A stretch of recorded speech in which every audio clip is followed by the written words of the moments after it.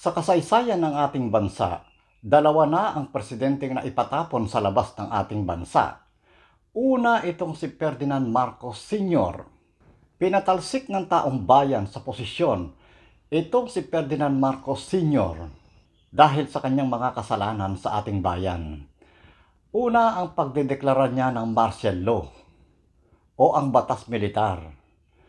Marami ang pinahirapan at napatay sa mga panahong yan. Marami rin ang hindi na nakita. Ang lahat ng yan ay ang mga taong subversibo o makakaliwang grupo at mga pilit na lumalaban sa gobyerno.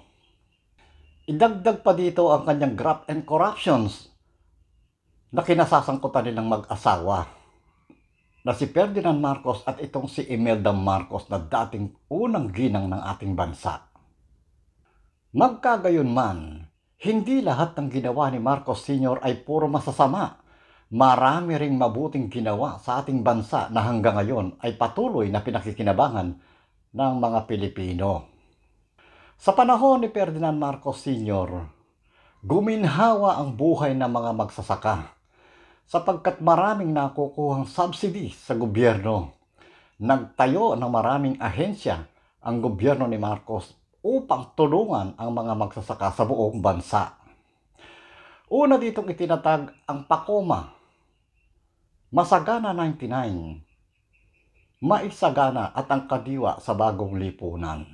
Marami ring mga infrastructures project na ginawa ang Marcos administration. Una, ang paglitaw ng North Luzon Expressway at ang South Luzon Expressway, Heart Center, Kidney Institute, PICC, Philippine Congress, at ang San Juanico Bridge na hanggang ngayon ay patuloy na pinakikinabangan ng mga Pilipino. Pagkatapos ni Marcos, sa kanyang panunungkulan, hindi na ito nagawa ng lahat ng mga sumunod sa kanya.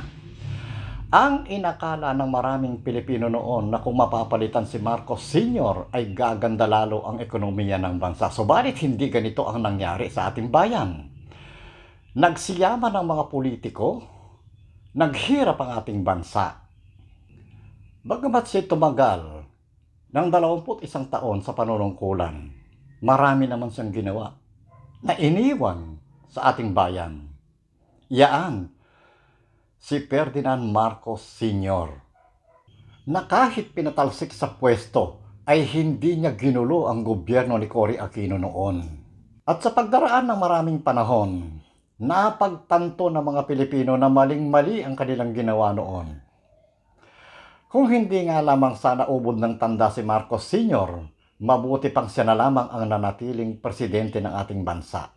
Sapagkat ang lahat ng mga sumunod sa kanya ay walang nagawa ng kahit na ano. Wala silang naidagdag, wala silang nagawa, o hindi nila napabuti ang ekonomiya ng ating bansa.